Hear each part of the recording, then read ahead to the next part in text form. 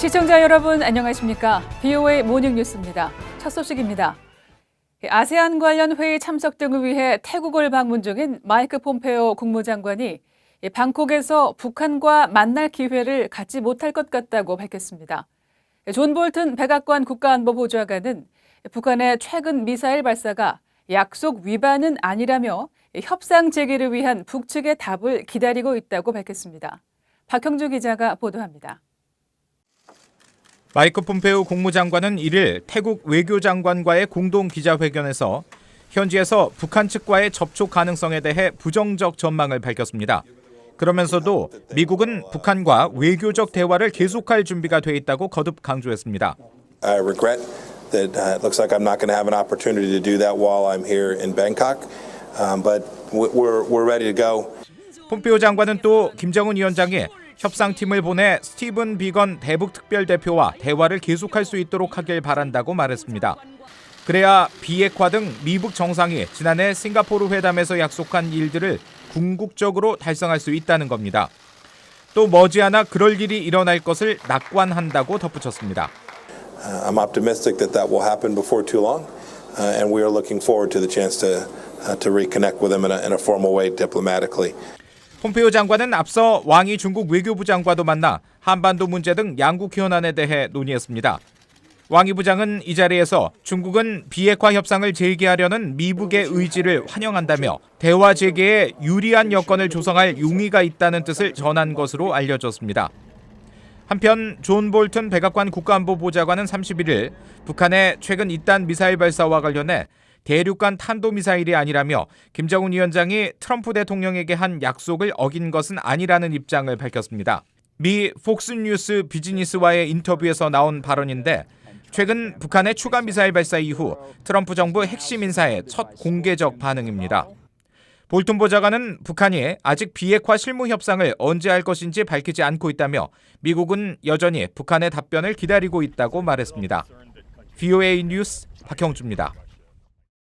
미국과 북한의 대화 동력은 살아있고 실무 협상 재개도 낙관한다고 해리 해리스 주한 미국 대사가 말했습니다.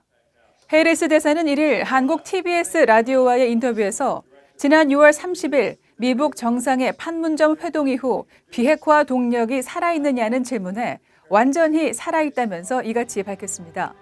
그러면서 실무 협상을 계속하는 것은 북한 김정은 위원장이 판문점에서 직접 약속한 내용이라며 때문에 상황을 낙관적으로 볼 이유가 있다고 생각하고 마이크 폼페오 국무장관도 같은 이유로 대화가 곧 시작할 것이라고 말했다고 강조했습니다.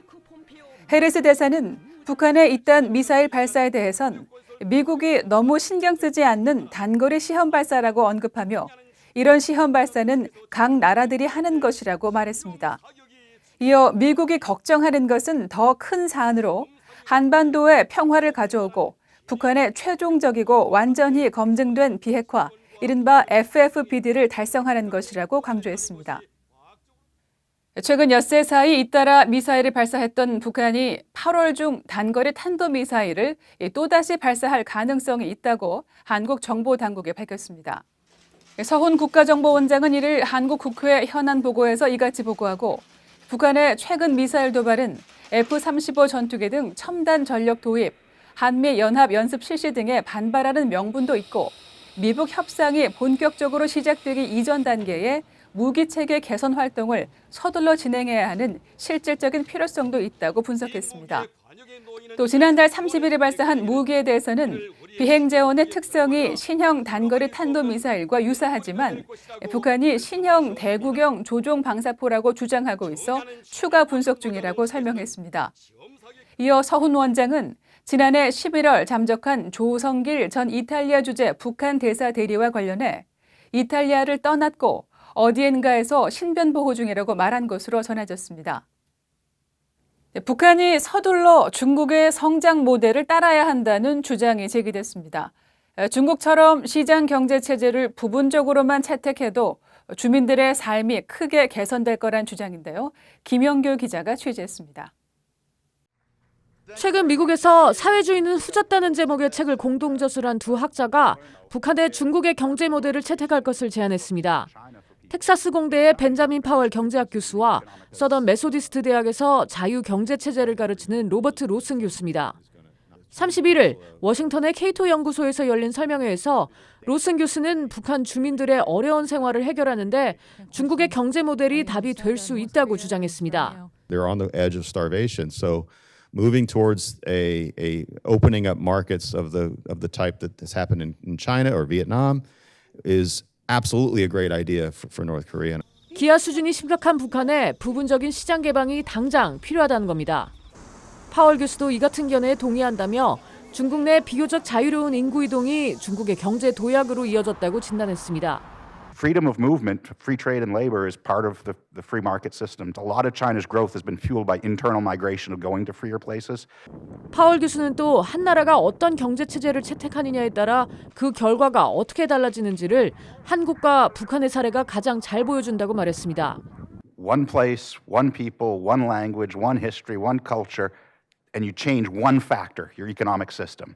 한국은 자본주의, 북한은 사회주의를 각각 도입하면서 두 나라의 경제 수준이 크게 달라졌다는 겁니다. 한편 파월 교수는 경제체제와 정치체제는 절대 분리될 수 없다면서 경제체제가 자유롭지 않으면 정치체제도 자유로워질 수 없다고 강조했습니다. VOA 뉴스 김연교입니다. 세계기금의 대북 지원 중단으로 내년 6월이면 북한 내 결핵 치료약이 바닥날 거란 우려가 제기되고 있습니다.